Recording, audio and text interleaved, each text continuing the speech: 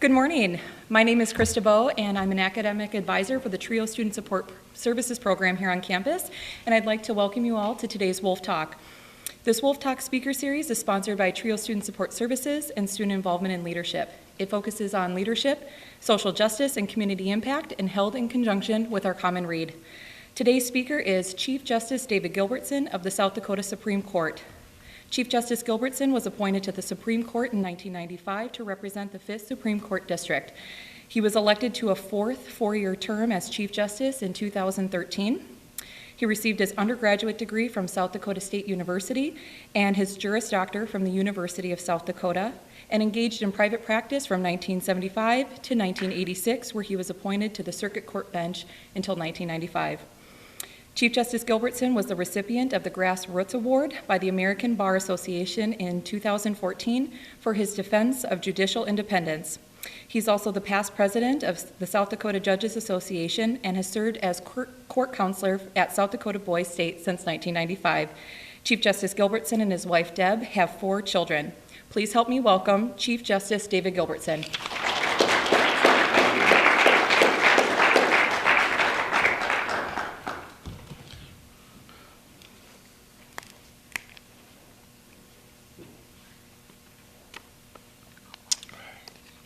Well, I must be the speaker. I'm the only person in the room with a suit.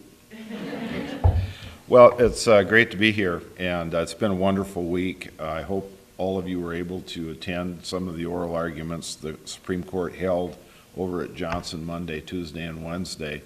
And so you might have wondered, how did the case get to that level where it was orally argued, and what happens after that? Because you just got that 50-minute snippet. The Supreme Court does not retry cases.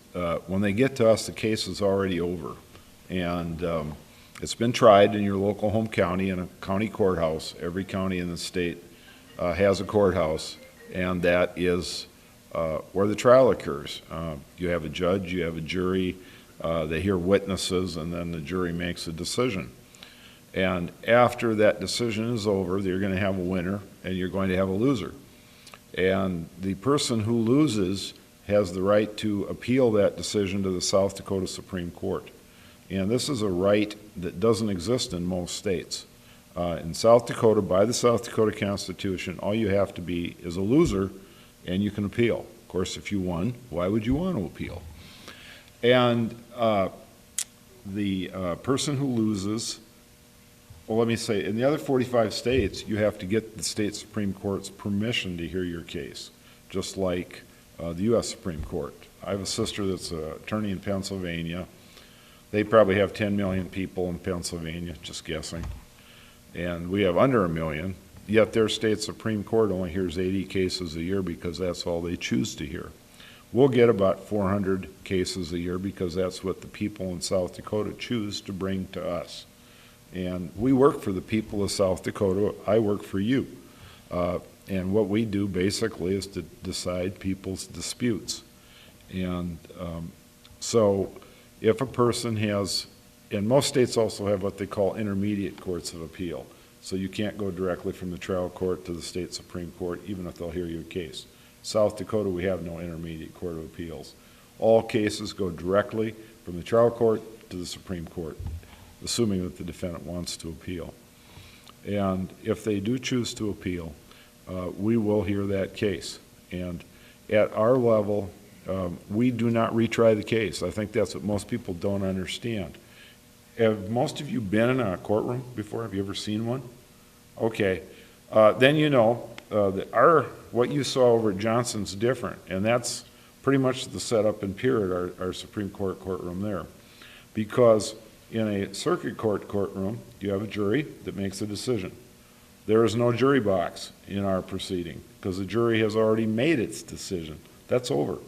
Also, in a normal courtroom, you have a witness stand where people get on and give testimony, which is what the jury bases its decision on. There's no witness stand in our courtroom either because there are no witnesses.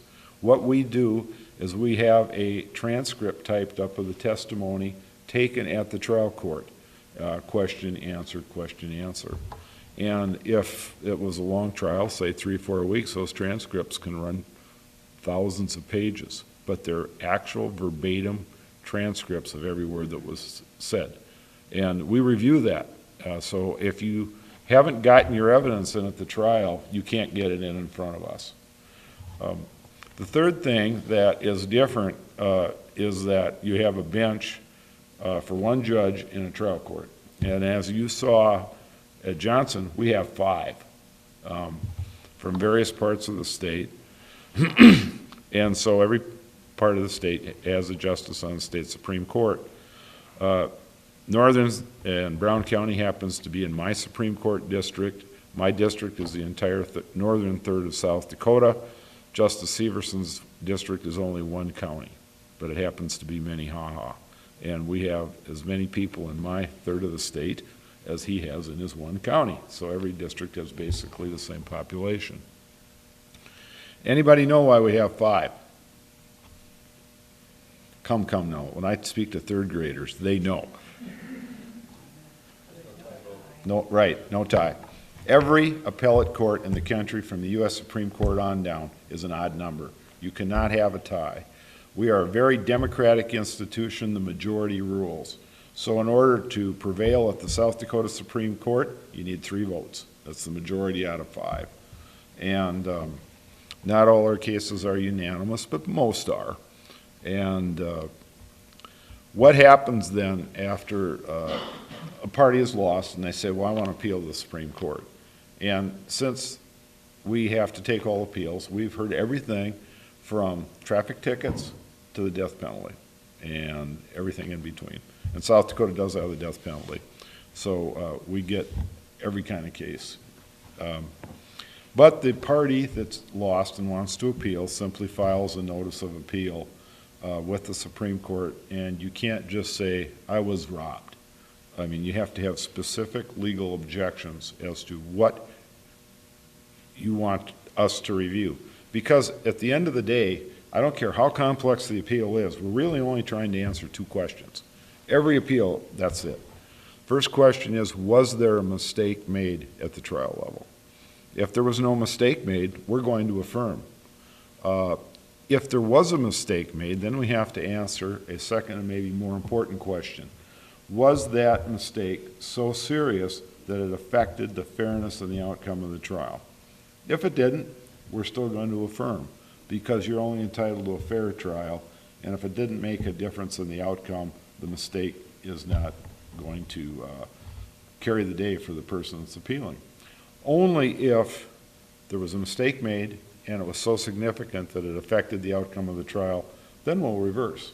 And I think there's a common misunderstanding about what happens when we reverse.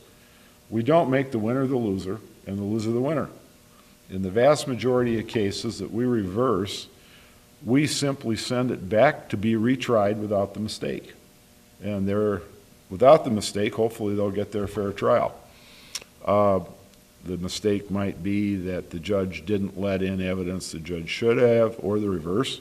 The judge let in inadmissible evidence that shouldn't have come in, because we have very technical rules on evidence. The judge might have improperly told the jury what the law is in order, because the jury just doesn't get put in a room and say, hey, go decide that case. They are given very specific instructions on the law, each area of the law that guides them in order to make that decision that they do. And so there's any number of reasons that a trial may have a problem with it, but at the end of the day it has to be serious enough that the outcome and fairness of the trial was affected. And once that transcript I talked about, verbatim, what was said at the trial level, once that's prepared, it's sent to us, and then each lawyer presents a written legal argument called a brief. It can be no more than 40 pages. And what that brief does, it tells us the facts of the case, it tells us the issues that the appellant wants us to look at, and if the appellant doesn't raise an issue, we can't go there. We don't have a roving license to do good. We only answer the questions we are asked. And then in that written brief, the appellant will do a legal analysis. Say we had two cars run into each other at an unmarked intersection. They can't agree who had the right-of-way. So the party that's writing the legal argument will obviously go to our statutes and see what they say on who has the right-of-way at unmarked intersections. All of our decisions since 1889, when we became a state, are written if they're a major case, and they're published in law books. And so that attorney may cite to previous cases. The South Dakota Supreme Court has decided on unmarked intersections. In maybe criminal cases or other cases, attorney might cite to laws Congress has passed, because they're binding on us, and also decisions of the U.S. Supreme Court, because they are binding on us if it's a matter of federal law. They may also cite to cases from other states. Those are not binding on us. But if there is, say we have no cases on that area, it's still some guidance to us to see how other courts have done it in the past. And so that would be a legal argument similar to what you heard at the oral arguments at Johnson, but it's done in writing.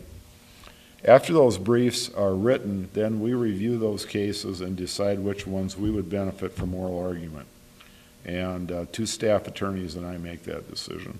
And you saw the result of that at Johnson this week. We selected 9 out of the 32 cases to be orally argued.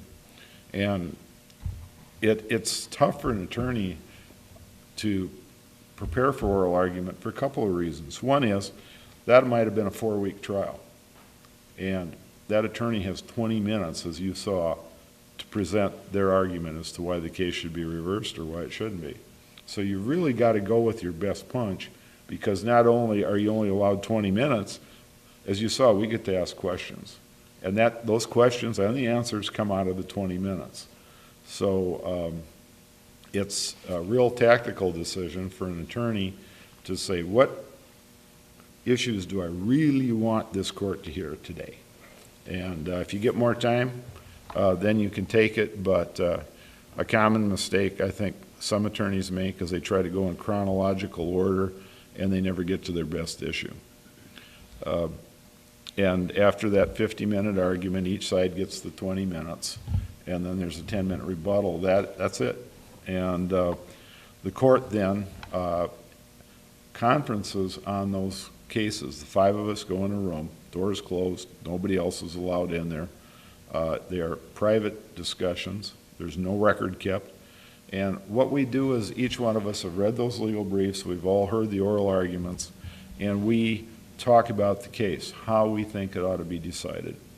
By then also, one of the justices has been selected to write an opinion deciding the case. And we do that simply by drawing at lot names of the cases out of the hat. So everybody gets the same amount of cases, and nobody gets one kind of case and somebody else gets stuck with the other kind. And we take a tentative vote, but it's not binding on us, because we probably are going to need to do more legal research, maybe look at the huge transcript of the trial, and the judge that he or she has 30 days to write an opinion, and then the rest of us review that opinion. Do we agree with it or don't we agree with it? And if we agree with it, we just send in an email message saying, I agree with that opinion. And if we don't, then we have the opportunity to write a written legal argument called a dissent, why we think that legal opinion is wrong. And ultimately, the majority rules. If the proposed opinion gets 3 or more votes, that becomes the opinion of the court. If it doesn't get 3 votes, and say the dissent does, then the dissenter gets the opportunity to rewrite the opinion the other way. And that process goes back and forth till everybody has voted. And I would say that our average opinions probably run 8 to 12 pages. Some of the death penalty cases have been as high as 80 pages. And those opinions just give the reader the facts, and then give the reader what issues we have been asked to decide. And then it goes through the same type of legal analysis. We'll look at statutes the legislature passed. We'll look at previous cases. The South Dakota Supreme Court has decided on unmarked intersection accidents, and maybe we'll look at other state decisions or decisions from the U.S. Supreme Court or Congress. And those decisions probably, depends on how many cases we have, how complex they are, whether they're unanimous. Probably the cases that you heard this week will be out 60 to 90 days. Used to be, when I graduated from law school, it took 8 weeks to get a copy of a decision from the South Dakota Supreme Court, and then you had to buy it from a law book publishing company. Times have changed a lot. We issue our decisions Thursday morning at 8 o'clock. They are available on the internet by Friday morning at 8 o'clock. And they are free to anybody that wants to dial them up. So the public now has complete access to our decisions. If you read in the paper, well, you'll probably read in the paper when these cases get decided, and there's no regular order. Just when they're done, they go. And if you read in the paper that one of these cases you sat in on the oral argument got decided, just go to the State of South Dakota webpage, go to the Unified Judicial System, and there the decisions will be. And all of our decisions back to 2001 are on that webpage, as are the oral arguments. If you want to go back and listen to any of those arguments you heard this week or missed one, those oral arguments are on the website too, and you can hear them verbatim. Once again, just letting the public know how we decide their disputes. And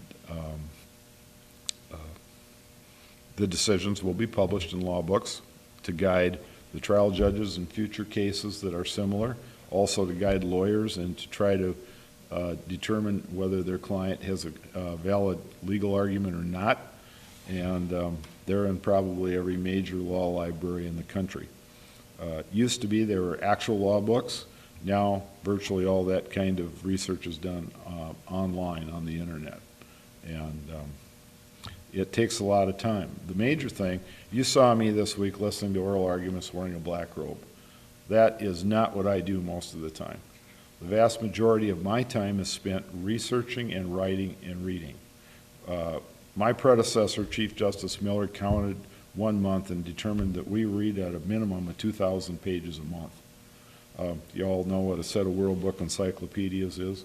If we still had paper briefs, 1 month's set of briefs would be about the same that we have to read. And so that is the main thing we do, is spend reading, and then probably the second thing is writing, because we are writing legal opinions. They have to be correct because they're going to be permanently published in law books, and they just simply have to be completely accurate, or as accurate as we can make them.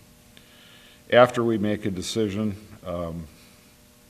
we are really a court of last resort. We probably decide, 400 filings a year. Probably we decide 300 decisions a year. About 100 of those are in this written opinion format. The rest of them are simply affirmed by a one-page order. And that is kind of how we do it. There is one last chance for the person that did not win the appeal in front of us. They can petition for a rehearing and say, Supreme Court, you made a mistake, and here's what it is. I think you should take a second look at this decision. That is rarely granted. I've been on this court 21 years. And those number of cases every year, we've granted 3 rehearings in 21 years. That's it. So it's a real long shot. The other long shot they have is if it's a federal question, they can ask it be reviewed by the United States Supreme Court. That is a long shot of long shots.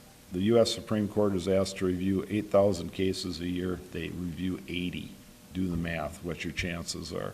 When somebody says, I'm going to take this case to the U.S. Supreme Court. No, you're not. They're not going to hear it. So, unless you're one of the blessed 80. But in 21 years I've been on the court, the U.S. Supreme Court has only reviewed 2 of our decisions, and both times they agreed with us. So for all practical purposes, our decisions are final, and that's another reason we have to be correct, because there is nobody else to correct our papers. So that is a real brief summary of that, how we operate, and I'll open it up for questions before I move on to the next session that I want to talk about. Yes? One of the things I noticed, well, actually two things. There was no court reporter that I could actually see, relating the Right. and there was some discussion that as part of your transcript, you have video and other new electronics. Could you tell us a little bit how technology has changed the court? You talked a little bit, the decisions are online, and what other ways has technology changed the way the court is operating? Well, it's changed it a lot.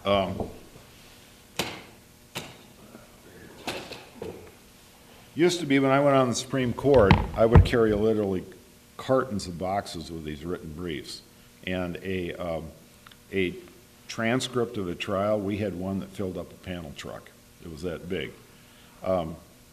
And every month we would get these sets of briefs with a minimum of 2,000 pages. Here is every brief and every trial record for the last 10 years. I can take this to my lake cabin, I can read it on a plane, I can read it in an airport. It has totally changed how we do business. It makes it much easier. I am much more efficient. 3 of our 5 justices don't work permanently in Pierre. I do because I'm the Chief Justice, and Justice Zinner just happens to live there. 2 live in Sioux Falls, 1 lives in Rapid City. Because of emails, it makes no difference whether we are in the next room or we're across the country. And that has revolutionized that. We hold hearings every 2 weeks to decide some types of cases that aren't orally argued. We now do that by telephone.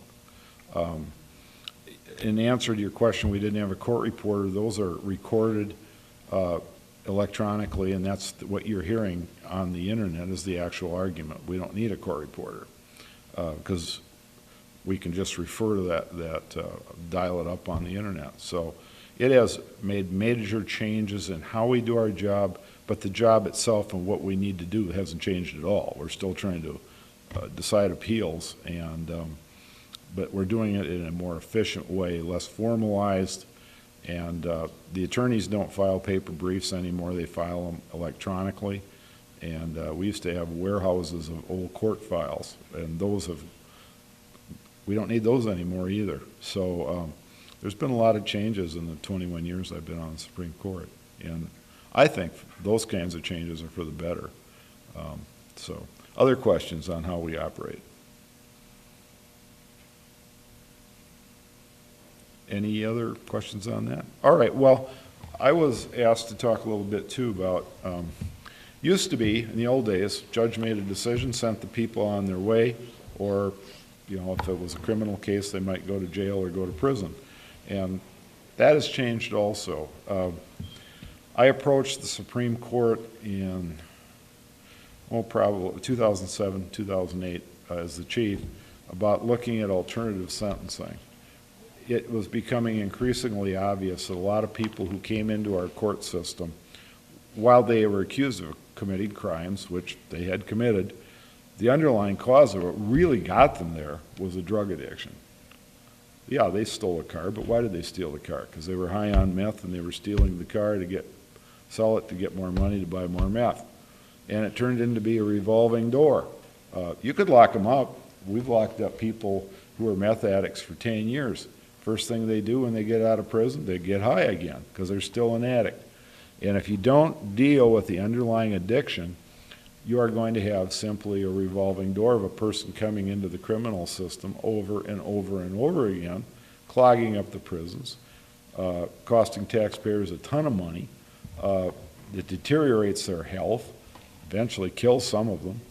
And so I came up with the idea of what they call a drug court. In a drug court, if they've committed a nonviolent felony, if it's not a sex crime, say it's possession of drugs, something like that, or a burglary, they stole a car because they were high, we put them into a special program called the Drug Court, and they are very heavily monitored during this program.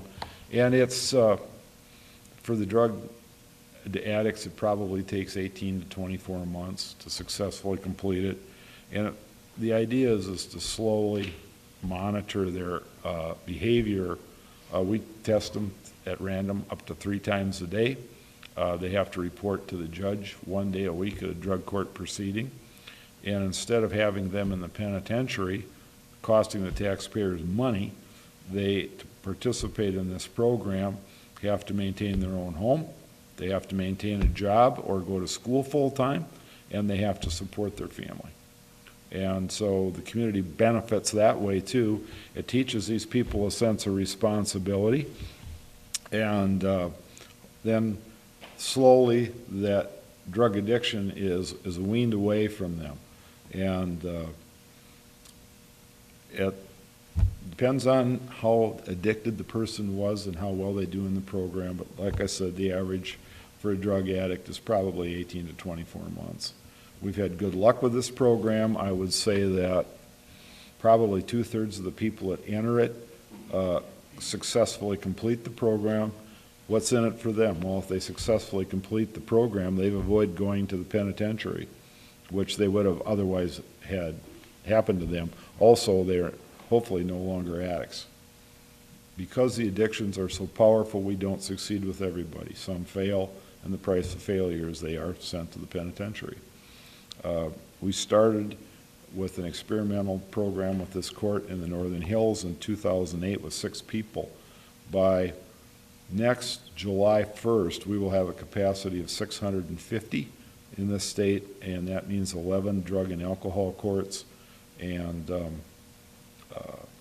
we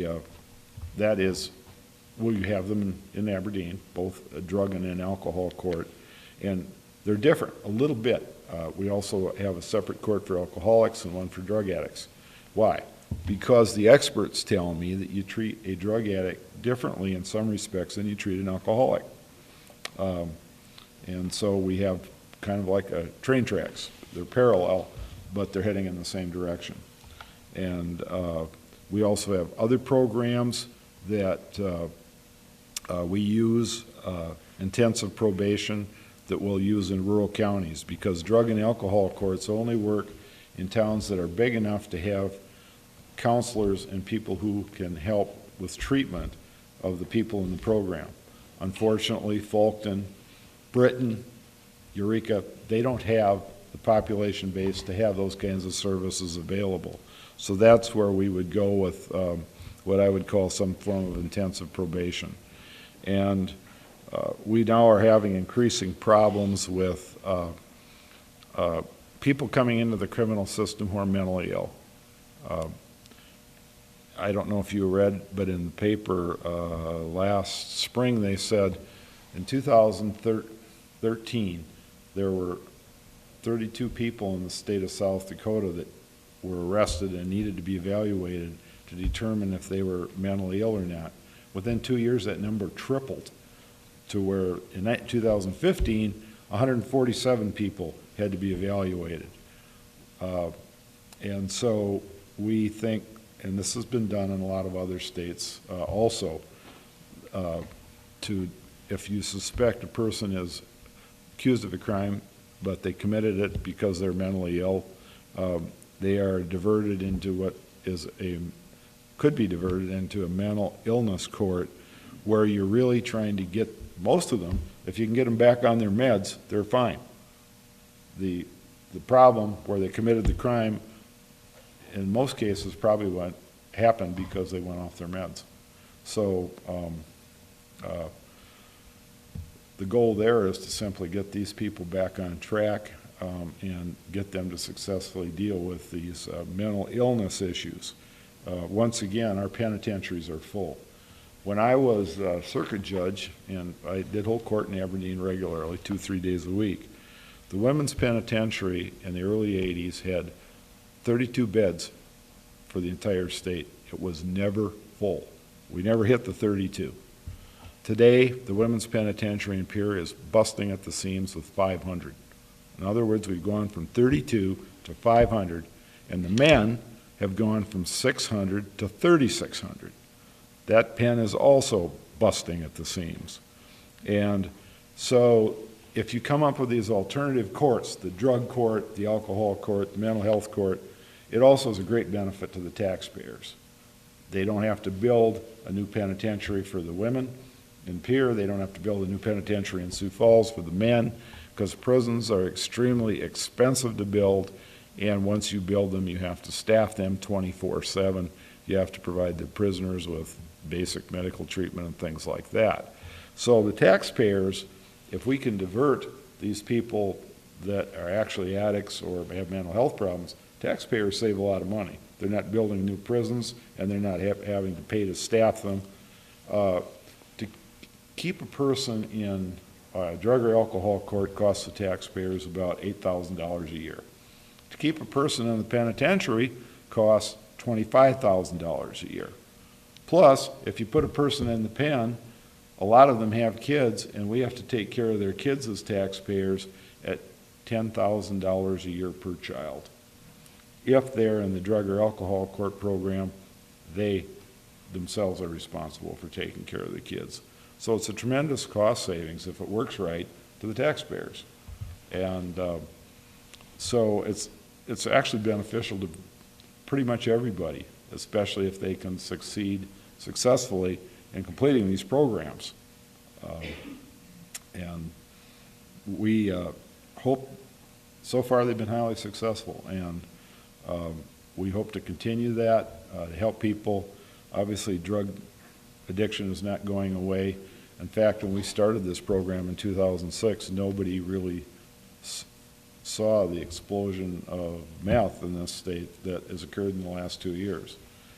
Counties that had never had a drug arrest, rural counties maybe, ever, now are arresting people by the dozens that are addicted to meth. And it's a very difficult addiction to cure. Possession of it's a felony that can get a person sent to the penitentiary. And if they are appropriate, not everybody can get into these drug and alcohol courts. We screen them, and we take people who we think have potential to successfully complete the program. If they don't have that potential, then they're probably going to go to the penitentiary. And so it's used in, I think, about every other state in the country. Drug and alcohol courts, they've been used successfully. Mental health courts, successful. One problem we have is all these courts only will work if you have a sufficient caseload and you have the people trained to run them, and you have treatment people available. 48 of our 66 counties have populations of under 10,000. That means that those 48 counties probably don't have the experts and the trained people to deal with it. And that is, for a while, it was maybe not that big a problem because they didn't have the drug problem that Sioux Falls or Rapid City would have. Now, with the explosion of meth into the rural areas, they've got that problem. And we're still trying to address that successfully, and we have not gotten there yet. So we are kind of, in a way, always trying to play catch-up to the latest problem that seems to change by the day. And all three parts of government, state government, work together on this. I see the governor frequently. He's been a strong supporter of these programs, and since day one. And also we've gotten very solid support and funding from the legislature, because they also realize these programs are the best alternative to what we have out there. They're not a cure-all. As I said, the pins are still busting at the seams. And so these are just one tool that society has in dealing with lawbreakers. And we will hope that they will continue successfully. So, are any questions on the drug and alcohol and the specialty courts? Yeah. Currently, we don't have a mental illness court, correct? No. Do you foresee that happening in the next couple of years? Hopefully next July 1st. I have asked the governor and the legislature to fund the first mental health court in Rapid City. The legislature that meets in January will consider that funding request. If it is approved, The mental health court in Rapid City will start next July 1st. So it hasn't gone to a summer study yet? No, it's coming out of the Unified Judicial System. So instead, I appointed a task force of 22 people, sheriffs, state's attorneys, defense attorneys, doctors, county commissioners, about everybody that was a player in the mental health system. And we looked at the problem statewide. We will finish the report to the legislature in October and then draft proposed legislation in November to be introduced in the legislature in January. In that is the funding for the first mental health court. And once again, it's numbers. Rapid City has the numbers that justifies the need. Sioux Falls has the numbers that justify the need. I've talked to the judge in Aberdeen, and he says the numbers aren't here. That if you don't have a certain number of people that need that kind of treatment, you can't economically justify setting it up. So for right now, it looks like those courts would operate if they're successful, and I believe they will. They were great in other states. It'd be Rapid City and Sioux Falls. There may be derivatives of it that we can come up with that will fit for smaller counties, and because that takes care of 2 out of 66 counties. Well, still got 64 counties, and they got people in them with mental issues too. So we're working on that. Yeah. You have to uphold the law, obviously, but are there cases sometimes where your moral or your instincts are one way, but you realize that legally you have to approach the issue All the time. way? And how do you deal with that? And has it changed over your lifetime? Like, did you used to be really harsh and now you're getting softer, or vice versa? Yeah. First question you raised is a very good point. There isn't a month that goes by that I don't sit on a case that if I was David Gilbertson, the Ayatollah, I would decide one way. But I have to follow the laws. I have to follow the decisions of the United States Supreme Court. And also, we don't just retry those cases.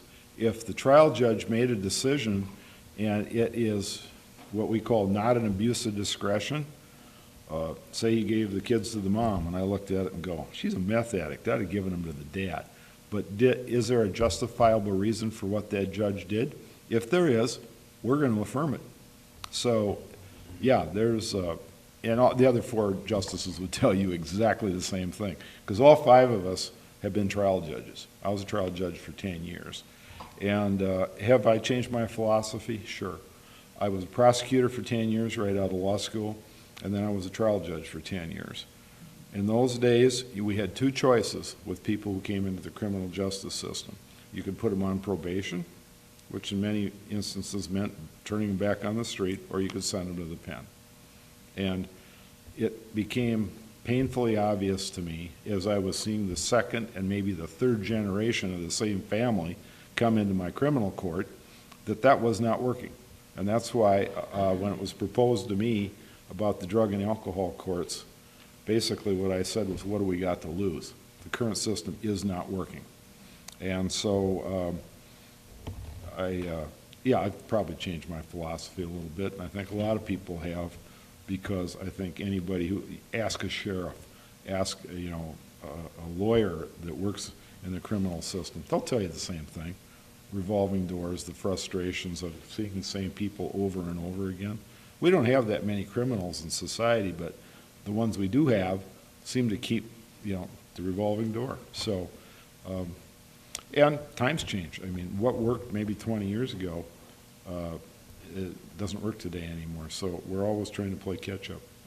So, other questions?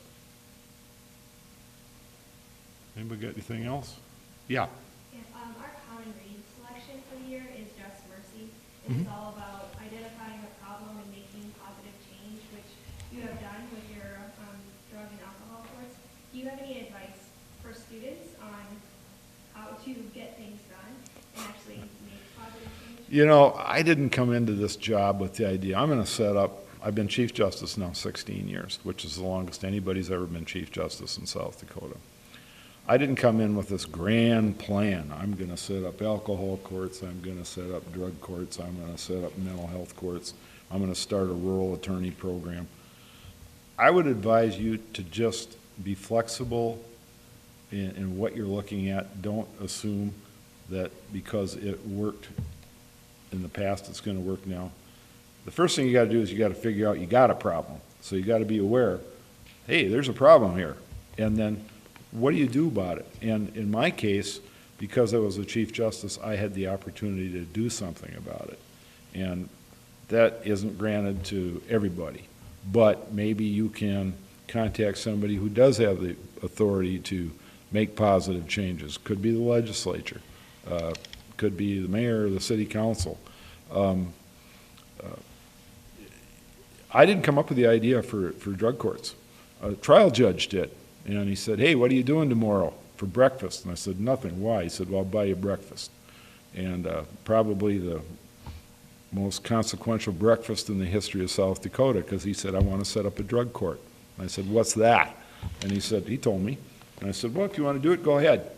And he set up the first one in the Northern Hills, and from that now is a statewide program. So also listen to people that have good ideas. People will come to me with ideas, and I hope I'm flexible enough to propose them either to the Supreme Court or the legislature. And you have to be able to work with other people too. I work with the governor routinely. I work with the legislature when they're in session. And there used to be a judge in Aberdeen, he's retired now, and he said, think about a rowboat. He said, if you've been in a rowboat as a kid, you figure out real quick you got to row and sink. If you don't, what happens? The boat goes around in circles, you get nowhere. But if you row and sink, the boat's going to go somewhere. So, other questions? Yes? What made you want to get into law? You really want to know? In high school, I had a job in a grocery store. I hated it. I got sick and tired of taking orders from people who I thought weren't that smart. Let me put it that way. I wasn't quite that polite.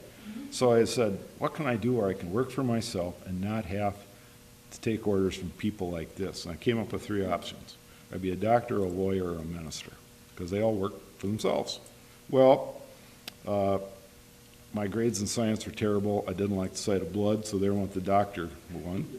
My dad had been a minister, and I saw the problems he faced, and so I scratched that. So by default, lawyer. There was no grand vision. So I went to college, and then I went to law school, and clearly I never thought I'd wind up here. So I just thought I'd be a small-town lawyer practicing somewhere, and that'd be my life, and it'd be a pretty good one. Opportunities came along I didn't anticipate, and I was very fortunate. So, other questions? Any others? Yes? The Supreme Court is appointed by the governor? Yeah, it's a different election. If any lawyer in the state can apply if there's a vacancy in the Supreme Court. And then there's a commission that reviews the applications. It's made up of citizens, lawyers, and judges. And then the serious candidates are investigated by retired FBI agents to determine if your background is appropriate. They spent 3 days investigating me, looking for things like, has the person got a problem with drugs, alcohol, do they pay their bills, are they abusive to their spouse, things you really don't want to see in a judge. And then that commission picks 2 or more names, and they then are reviewed by the governor, and the governor picks. And unlike the federal system, once the governor in South Dakota makes that pick, you are a justice, but only for 3 years. And then you have to run for re-election, because in South Dakota, the voters get to pick the judges. And it's a unique system, though, at the Supreme Court, because there is no politics involved. You don't say, vote for me because I'm the Republican candidate for Supreme Court justice. In about 20 states, they do. They just run on a partisan ballot. But in South Dakota, it's a nonpartisan ballot, and the Supreme Court justice runs on his or her record. There's nobody running against you. When you go into the ballot box, you're given a ballot, and it'll say, shall Justice Gilbertson be retained? There's a yes and a no, and the voter checks either yes or no. If they want to keep me, they check yes. If they want to get rid of me, they check no. And if I get over 50% yeses, I am retained for an 8-year term. If I don't get 50%, I'm voted out, and then it's just the same as if the office is vacant, and they start the whole process over of applications, interviews, and whatever. It's kind of a middle road approach to allow the public to elect judges instead of lifetime tenure like the federal system, but it also keeps politics out of the judicial elections. I've been in 3 statewide elections that way, and the trial judges are a little different. There you can run against each other if you're a lawyer, but once again, no political parties. So You've lived in here for how many years? I moved there in 1997. So you've seen a lot. So Mhm. my question is, how do you think it affects South Dakota both positively and negatively that we have a Supreme Court that's probably fully Republican? We haven't had a It's not. governor since, I don't know, the 1970s. And then you have legislature that's been Republican for a good 30 years. I have worked Is it through. good or is it bad or is it somewhere? Well, your suggestion's not correct. First off, not all judges are Republicans, including me. Secondly, I've worked with Governor Janklow, Governor Rounds, and Governor Dugard, and I knew them all 3 well. None of them ever picked a judge on political considerations. Bill Janklow told me one time when he was governor, he said, you know, nobody cares who I appoint as the Secretary of Agriculture because they're out of office in 2 years anyway. Nobody's going to remember. But he said, if I appoint a judge, they're going to be around for 25 or 30 years. And I don't want to hear from somebody 25 years from now, what did you appoint that stupid SOB for as a judge? He's still making mistakes up there. And the judges are incredibly powerful people. They can take your property away from you. They can take your kids away from you. They can put you in prison for life. They can even take your life because we have the death penalty in this state. So those decisions are really important.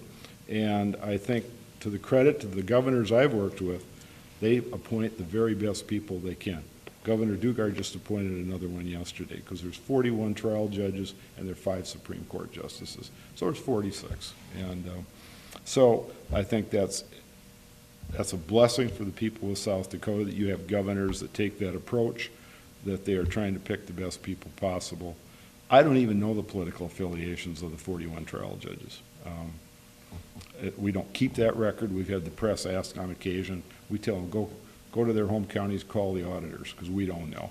It just doesn't play any part in the way we do our job. I've been on the Supreme Court 21 years. I've served with probably 12 justices. I have never been in a discussion in the Supreme Court yet where politics ever came up, not once. And also they talk about the U.S. Supreme Court, the conservative faction or the liberal faction. In our discussions, I have never heard a justice say, well, the conservative position would be this, so I'm going to do it that way.